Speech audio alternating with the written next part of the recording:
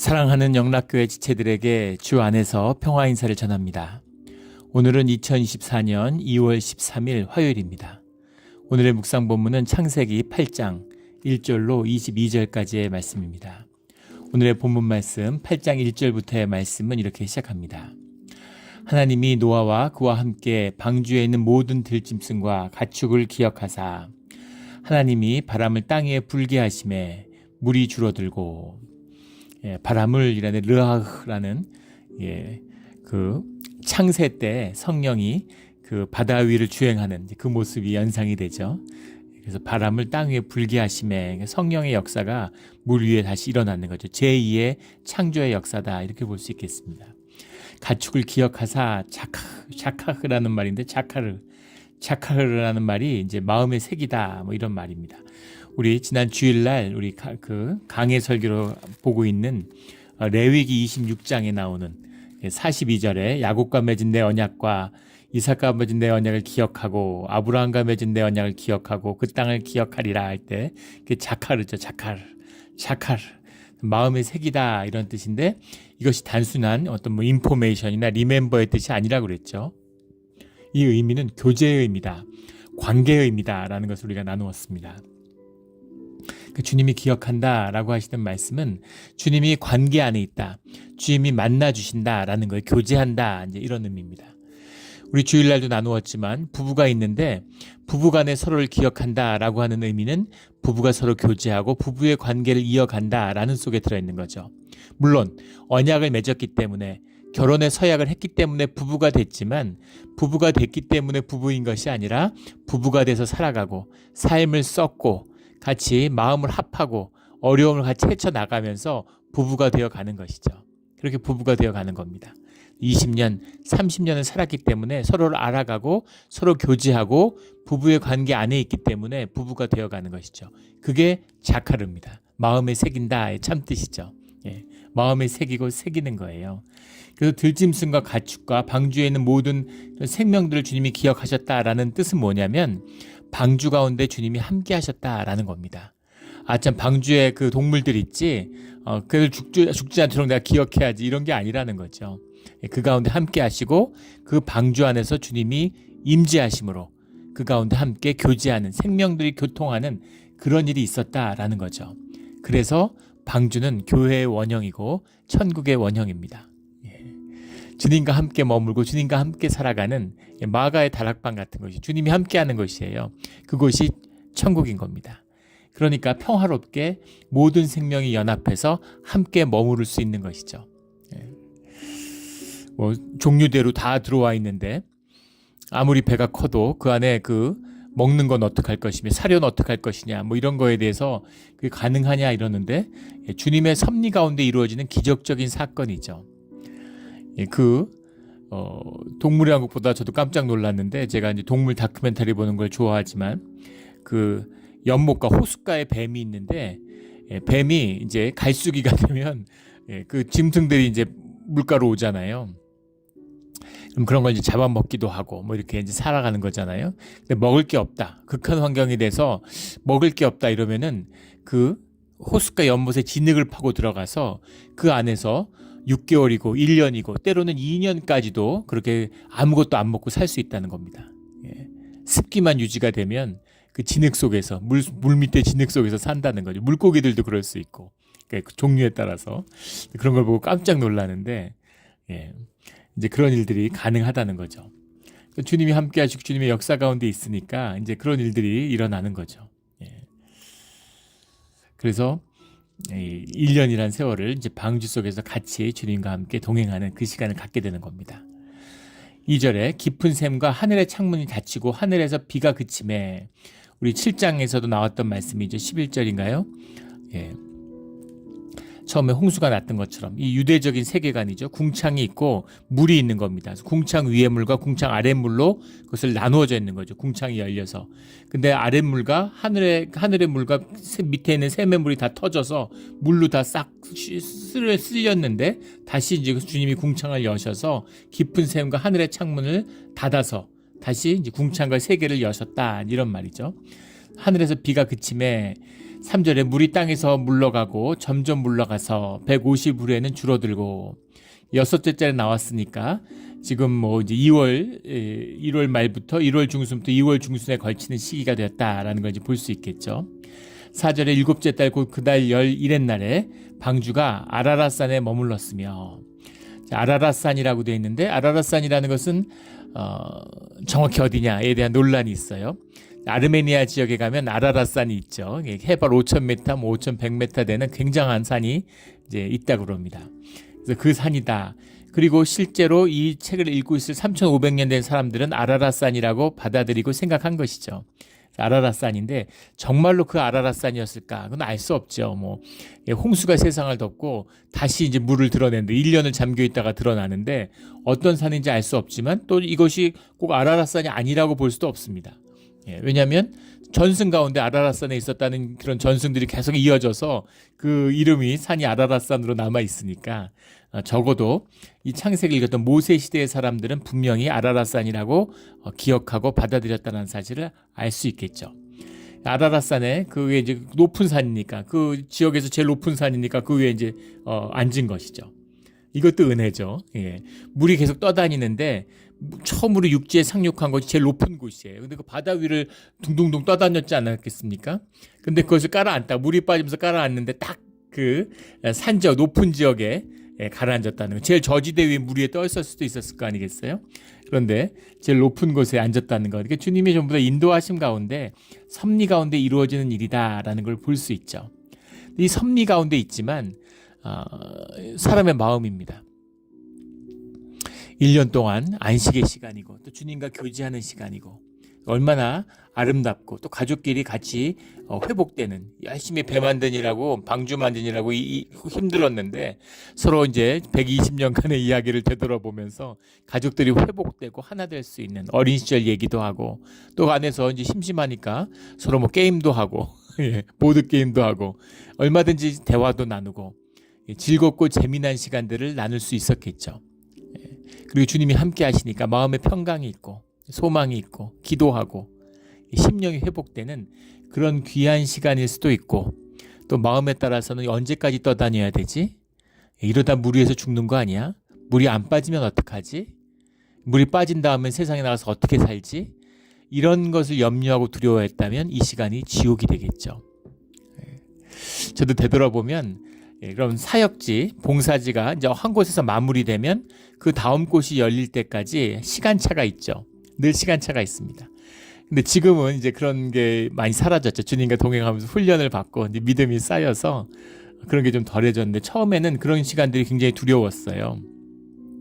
물론 머리로 교리적으로 알죠. 두려워할 필요가 없다는 걸. 근데 우리가 머리로 두려워할 필요가 없다는 걸 안다고 해서 두렵지 않으냐? 그건 아니죠. 두렵습니다. 두려워요. 주님이 함께하고 그 믿음이 자라지 않으면 두려워요.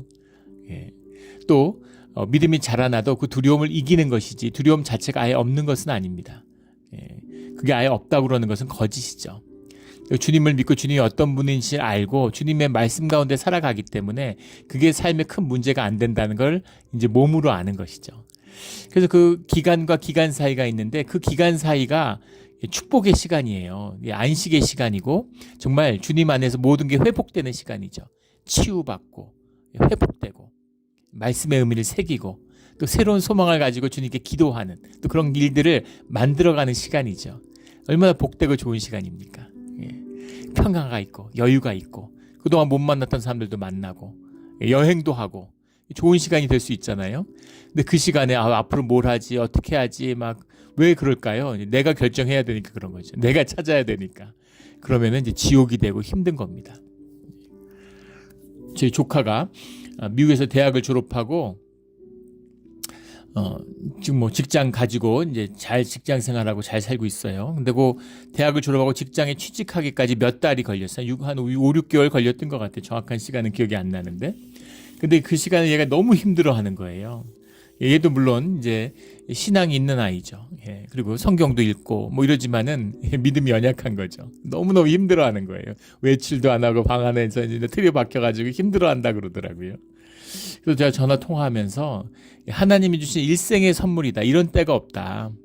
그래서 차 몰고 여행도 가고 플로리다 같은 데도 이번에 한번 갔다 와라. 갈 일이 언제 있겠냐.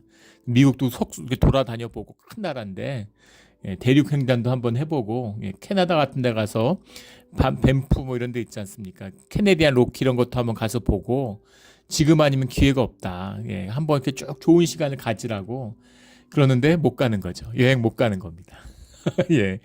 방에서 이렇게 걱정하고 염려하면서 들어누워 있으면 뭐가 달라지나요? 그런데 사람이 기가 꺾이면, 사람이 염려가 두려움에 사로잡히면 무기력해져요.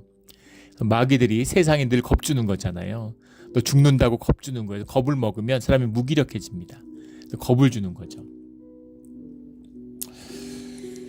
겁을 먹으면 져요. 호연지기가 일어나야 됩니다. 주님의 기세가 있어야 돼요. 믿음이 주는 존재의 당당함, 존재의 힘이 있어야 되는 것입니다. 우리 그런 힘을 잃지 않고 믿음 가운데, 안식 가운데 회복되는 우리 모두의 믿음의 신앙의 자리가 되기를 주의 이름으로 축원합니다. 그런 믿음이 있어야 되는 거죠. 그 믿음의 사람들이 노아의 방주 안에 있었기 때문에 고난의 시간이고 심판의 시간이잖아요. 세상이 다 멸망하고 심판의 시간인데 여러 가지 그런 마음에 여러 가지 어려움들이 많이 있겠죠. 얼마나 큰 두려움이겠습니까? 그 담겨있고 세상이 잠겨있는 바다를 한번 본다고 생각해 보세요. 그 바다만 봐도 두렵죠. 근데 그 두려움을 믿음으로 이기는, 주님과 교제하면서 주님의 새로운 역사의 주인공으로 세워지는 그런 시간이다. 이것이 우리의 교회죠. 이 방주가 우리의 교회의 원형입니다.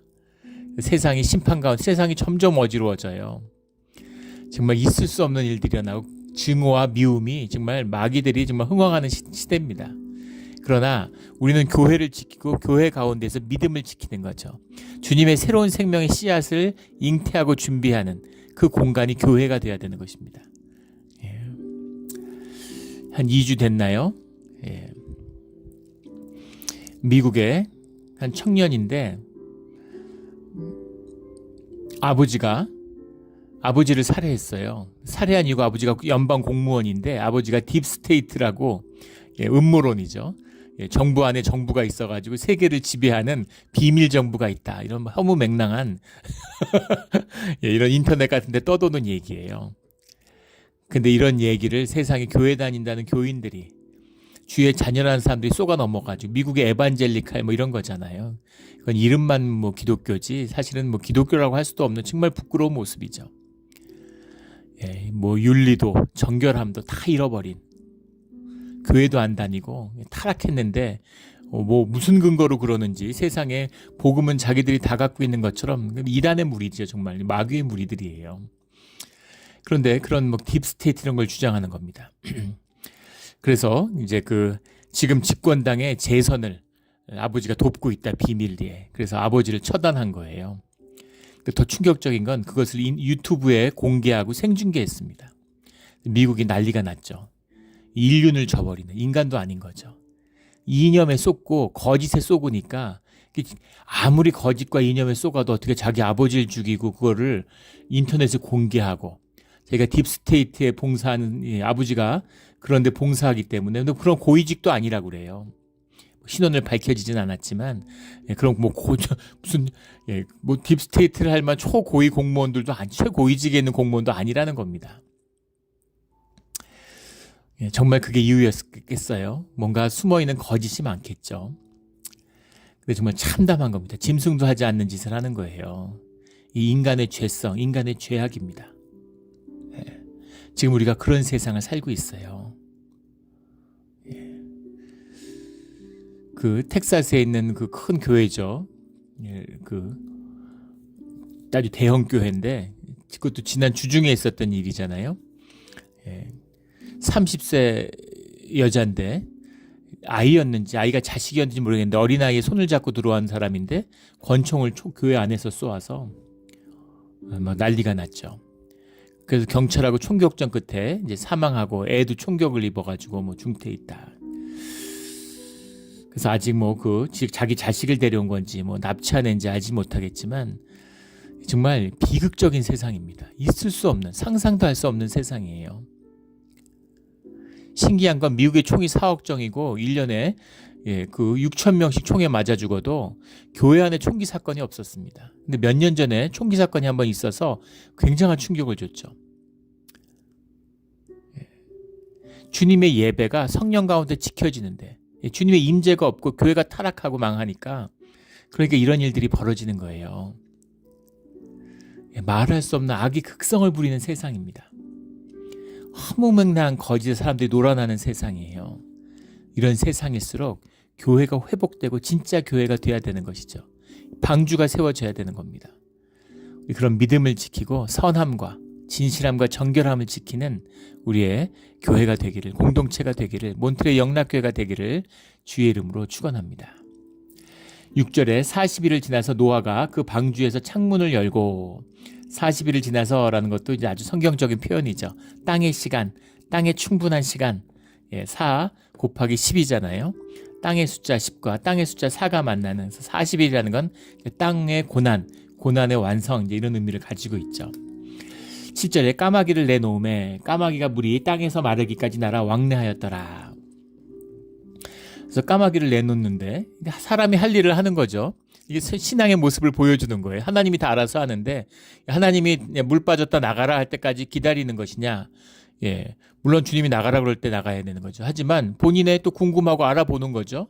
물이 얼마나 빠졌나 궁금하기도 하고 그걸 알아보는 시간을 갖는데 이것이 신앙의 일부라는 거예요. 양극단이 있잖아요. 주님은 섭리고 세상을 창조하셨지만 세상 일은 우리가 알아서 하는 거야. 이런 한 극단과 또 한쪽은 하나님이 다 알아서 하시고 하나님의 뜻을 하는데 우리가 할 게 뭐가 있어. 양쪽 다 잘못된 것이죠. 주님이 우리랑 동역해서 우리와 함께 삶을 살아가십니다. 우리에게 이 세상을 다스리는 권세를 위임하셨어요. 하지만 주님 안에서 우리가 주님의 뜻을 이루어가는 것이죠. 주님의 뜻을 듣고 주님의 인도하심을 받아야 하고 하지만 또 우리가 주님의 일을 해가는 것입니다. 이 두 가지가 같이 있어야 되는 거죠. 그래서 까마귀를 내놓은 것이 무슨 불신의 모습은 아니죠. 믿음 가운데서 또 주님의 뜻 가운데서 행하는 일이다 이렇게 봐야겠습니다. 근데 왜 까마귀를 먼저 내놨을까? 그 이유를 쓰진 않았겠지만 까마귀는 이제 죽은 고기를 뜯어먹죠. 또 새 중에 가장 똑똑한 새가 까마귀라 그러죠. 생존력도 가장 강하다 그래요. 그래서 까마귀를 내놓는데 이리 물이 빠지면 그 밑에 뭐가 있겠습니까? 뭐 물고기든 짐승이든 죽어있는 짐승들이 있으니까 일단 육지가 드러났다면 까마귀는 돌아오지 않고 살아남을 확률이 가장 높겠죠. 까마귀를 먼저 내놓았다라는 겁니다. 그래서 물이 땅에서 마르기까지 날라 왕래하였더라. 내놨다 드렸다 한 것이 아니라 까마귀가 배 주변을 돌면서 배에 앉기도 하고 또 물 빠진 육지를 다니기도 하고 찾아서 돌아다녔다는 것이죠. 8절에 그가 또 비둘기를 내놓아 지면에서 물이 줄어든 일을 알고자 하매. 비둘기라는 건 대표적인 귀소성이 있는 동물이죠. 그래서 지금도 20세기에도 통신으로 비둘기를 이용하고 비둘기는 내보내면 돌아오기 때문에 자기 집으로 비둘기를 내놓아서 이제 알아보게 했다라는 겁니다. 그래서 온 지면에 물이 있으므로 비둘기가 발붙일 곳을 찾지 못하고 방주로 돌아와 그에게로 오는지라. 그러니까 손을 내밀어 방주 안에 자기에게로 받아들이고 또 7일을 기다려서 그 주님의 시간이 차기를 기다리는 거죠. 40일에 내보내고 또 7일을 기다리고 7일을 기다리고 이렇게 가는 거잖아요. 다시 비둘기를 방주에서 내놓음에 근데 7일이라는 건 이제 주님의 날이잖아요. 주님의 때가 찼다라는 상징적인 의미가 들어있는 거죠. 저녁 때에 비둘기가 그에게로 돌아왔는데 그 입에 감람나무 새 잎사귀가 있는지라. 감람나무라는 건 이제 올리브나무죠. 올리브나무 잎사귀를 물고 왔다는 겁니다. 올리브나무는 습기가 많은 물가나 저지대에서 자라고 심지어 물에 잠겨도 죽지 않는다고 그러죠. 하지만 1년 동안 물속에 있는데 죽지 않는 생물이 있을까? 그런 생각은 듭니다. 어쨌든 홍수가 나고 물 가운데 살아남을 가능성이 가장 높은 게 올리브나무라 그래요. 올리브 잎사귀를 물고 왔다는 건 상당히 이제 와닿는 이야기죠. 그래서 올리브나무가 이 평화의 상징, 또 비둘기가 평화의 상징이 된 거죠. 그래서 세상에 그런 유엔 같은 데도 그렇고 구호 단체도 그렇고 비둘기가 평화의 상징이 되잖아요. 이렇게 평화의 잎사귀, 올리브 잎까지 물고 있는 이 비둘기의 모습 이런 것들을 이제 종교적인 상징이 아닌 세상 가운데서도 평화의 상징으로 자리매김하는 걸 보셨을 겁니다. 저녁 때가 돼서 왔다. 저녁이라고 하는 것은 성경에서 늘 고난을 의미하죠. 햇볕이 있는 낮의 시간은 주님과 함께하는 시간이고 저녁은 고난과 어려움의 시간을 상징하는 게 저녁이잖아요. 예, 그런데 그 저녁 때 고난 가운데 그 어려움 속에서 마음이 어려웠겠죠. 다 됐나 이럴 때 예. 그 군대에서 훈련소에서 훈련 받는데 훈련이 힘든 게 아니라 마지막에 한 일주일, 2주일 남으면 시간이 안 가서 힘들죠. 시간이 멈춘 것 같고 믿어지지 않는 경험한 분들은 다 아실 거예요. 진짜 뭐 국방부의 시계가 뭐 거꾸로 서도 간다 이러면서 위로를 하지만 시간이 멈춰버린 것 같은 시간이 가질 않습니다. 하루가 그렇게 길 수가 없어요. 요즘에 이렇게 시간이 빨리 가는지 믿을 수가 없죠. 벌써 2월이 지나고 있습니다. 너무 시간이 빨리 지나서 정신이 없어요. 그런데 군에 있을 때는 시간이 거의 쓴 것 같은 멈춰서 가지 않는 것 같죠. 그런 겁니다. 그래서 이제 다 됐을 텐데 40일이 돼서 이제 됐겠지. 근데 일주일을 더 기다리고 얼마나 마음이 저녁이 돼도 비둘기가 돌아왔는데 감람잎을 물고 올리브나무 잎풀싸기를 물고 왔으니까 이제 땅이 열렸구나. 땅이 드러났구나 하는 것을 이제 알았겠죠. 물이 확실히 줄어들었구나 라는 것을 이제 알게 된 겁니다. 12절에 또 7일을 기다려 다시 또 주님의 시간을 기다린 거죠. 때를 계속 기다리는 겁니다. 비둘기를 내놓음에 다시는 그에게로 돌아오지 아니하였더라. 이게 사람의 마음이 급해서 한 거라면 매일 내놨겠죠. 그런데 주님의 시간을 찾는, 주님의 때를 찾는 그런 신앙의 길이다. 분별의 길이다. 이제 이런 사실을 우리가 계속 이 7일이라고 하는 때를 통해서 볼 수 있습니다. 주님의 때를 찾고 주님의 때를 기다리는, 우리가 7일마다 예배로서 주님의 뜻을 구하는 그런 모습들을 상상할 수 있겠죠. 13절에 601년 첫째 달 곧 그날 초하룻날에, 그러니까 숫자로 세보면은 이제 314일째가 된 거죠. 땅 위에서 물이 거친지라 노아가 방주 뚜껑을 제치고 본즉 지면에서 물이 거쳤더니, 이제는 그 위에서 내려다보면 물이 쫙 빠져있는 땅이 드러난 것이 이제 눈에 보이는 거죠. 둘째 달 21의 날에 땅이 말랐더라. 물이 빠졌다고 바로 나갈 수가 있는 건 아니죠. 다 뻘 같았을 테니까. 그 물이 마르는 시간을 또 기다렸다는 겁니다. 그래도 이때는 땅이 드러났으니까 이제 희망을 보는 거겠죠. 15절에 하나님이 노아에게 말씀하여 이르시되, 말씀하여 이르시되 라는 말, 예전 우리 개역 한글에서는 가라사대 뭐 이렇게 되어 있었는데 굉장히 중요한 말씀이죠. 그 창세기에서 50여 차례 나오는데 거의 한 장에 한 번꼴로 나옵니다. 주님의 말씀을 듣는 것, 주님의 말씀을 분별하고 듣고 말씀에 순종해 살아가는 것이 창세기를 흐르는 가장 중요한, 우리 성경 전체를 흐르는 가장 중요한 이제 주제잖아요. 우리의 신앙생활에 주님의 말씀하시는 거죠. 그리고 말씀을 듣는 것입니다. 근데 이것 안에는 순종의 뜻이 들어있죠. 그리고 뭐 여러 번 나눠서 잘 알고 계신 것처럼 주님은 그냥 말씀하시는, 우리 인간처럼 그냥 말하는 게 아니에요. 그냥 교제하려고 이야기하는 게 아닙니다. 주님의 말씀을 듣는다는 건 주님에 대한 순종의 믿음이 전제되어 있는 거죠. 말씀 아무나 듣습니까? 주님의 말씀을 듣는 자는 주님의 말씀에 따라 사는, 주님의 말씀에 순종하는 자에게 주님의 말씀이 들리는 거예요. 들려주시는 겁니다. 주님의 말씀을 들었다는 건 곧 순종한다는 의미죠. 주님의 말씀이 왔는데 그 말씀의 뜻을 깨달아야죠. 또 그 말씀의 뜻에 순종해서 삶으로 사라질 때 그 깨달음이 오는 겁니다. 삶이라고 하는, 실천적인 삶이라고 하는 것과 말씀이 임한다는 것, 우리의 순종 신앙은 다 하나죠. 이것은 이제 동전의 양면 같은 것이에요. 그래서 말씀이 이르렀다라는 겁니다. 말씀이 이르시되 너는 내 아내와 내 아들들과 내 며느리들과 함께 방주에서 나오고, 주님의 말씀이 임하는 거죠. 나가라, 이렇게 주님이 나가라고 하니까 나오는 것이죠. 17절에 너와 함께한 모든 혈육 있는 생물 곧 새와 가축과 땅에 기는 모든 것을 다 이끌어내라. 이것들이 땅에서 생육하고 땅에서 번성하리라. 주님이 주시는, 이 아담에게 주셨던 다시 한번 그 약속을 노아에게 주시는 겁니다. 생물들이 번성할 것이다. 18절에 노아가 그 아들들과 그 아내와 그 며느리들과 함께 나왔고, 주님이 번성하리라라는 말씀을 받으니까 큰 위로가 됐겠죠. 여기 2마리 7마리씩 갖고 왔는데 7쌍 2쌍씩 얘네들이 잘 살 수 있을까, 이런 엄청난 그 두려움도 컸을 겁니다. 엄청난 사건을 경험했으니까. 주님이 말씀으로 위로를 주시는 거죠. 땅은 쑥대밭이지 않겠어요? 1년을 물에 잠겨 있었는데.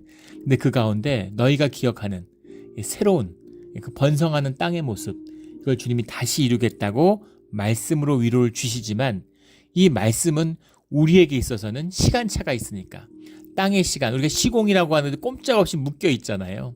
그리고 우리가 살고 있는 이 시공간에, 물리학적으로 말하면 4차원의 세계죠. 우리가 흔히 말하는 3차원의 세계, 이 세계 가운데서는 시간은 앞으로 흐르는 것처럼 경험하게 되죠.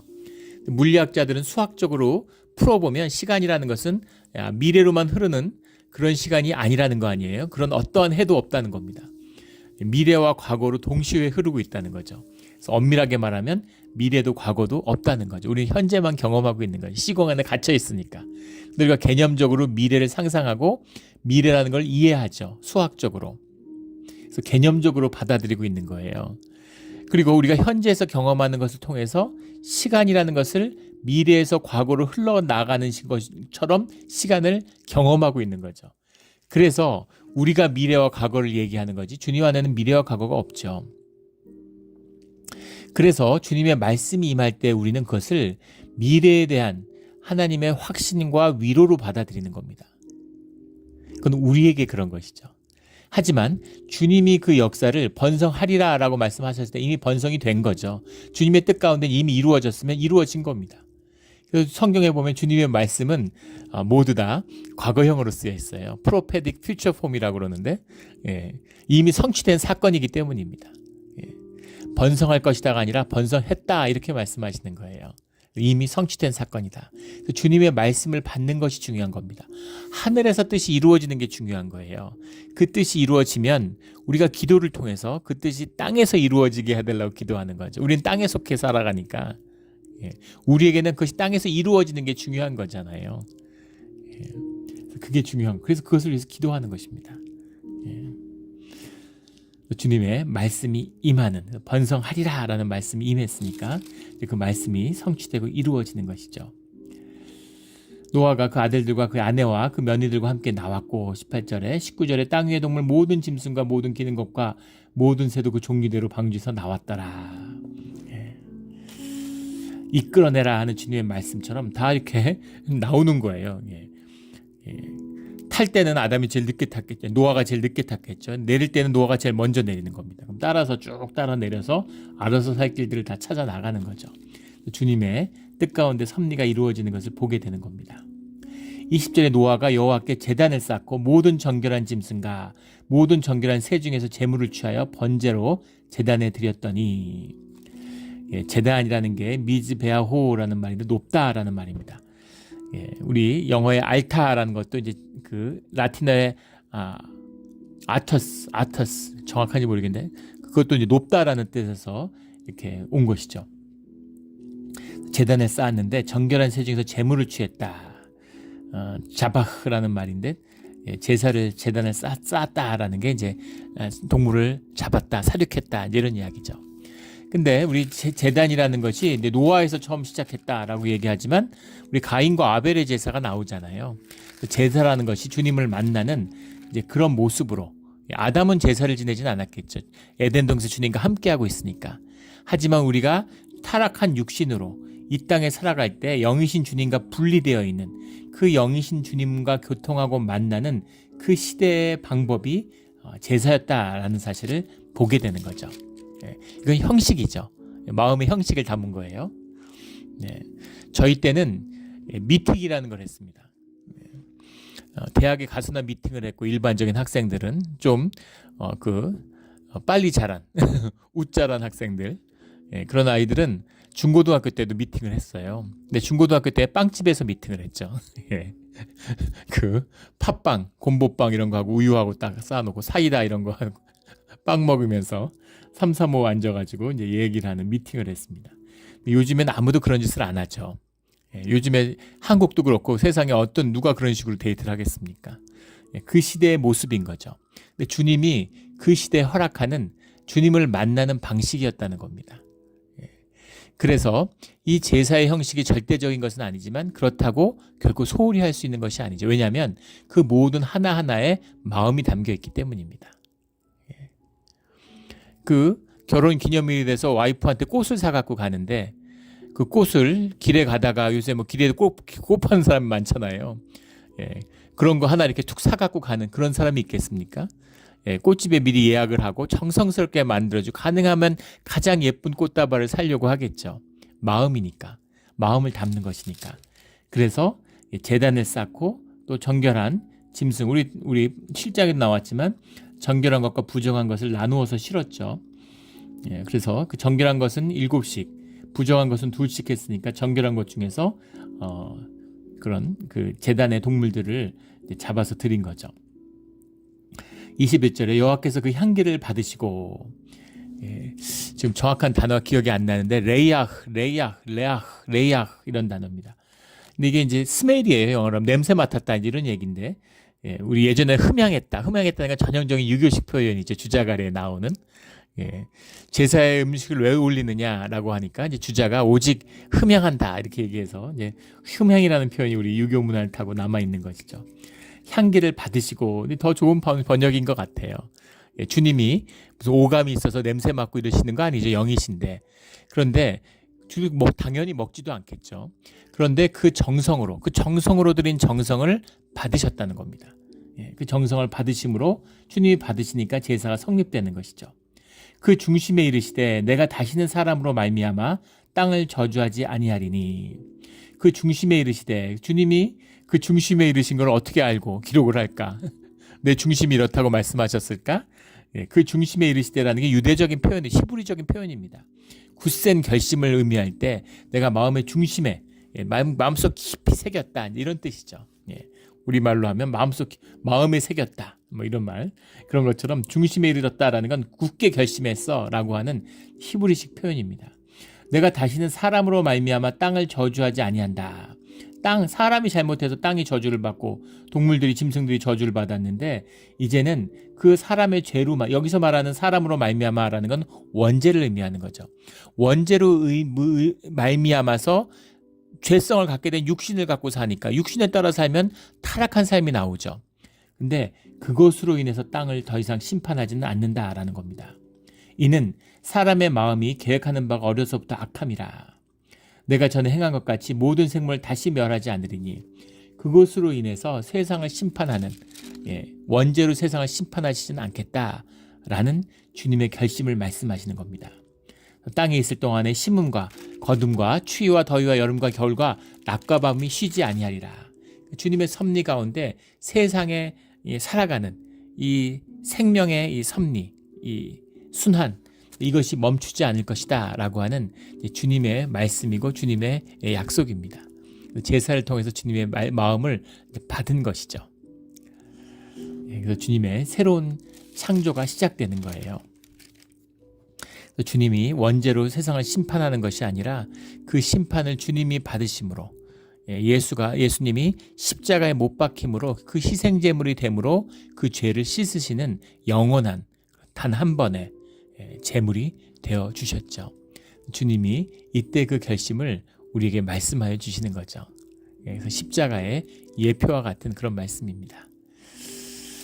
우리 고난 가운데 살아가요. 삶이 고통 가운데 있습니다. 그러나 또 주님이 주시는 기쁨과 위로가 있죠. 그래서 우리가 또 주님 안에서 살아야 할 이유가 있고 소명이 있고 가야 할 길이 있는 것입니다.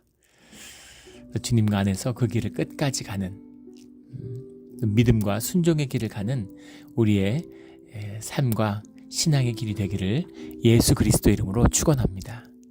아멘. 기도드리겠습니다. 하나님 아버지 감사합니다.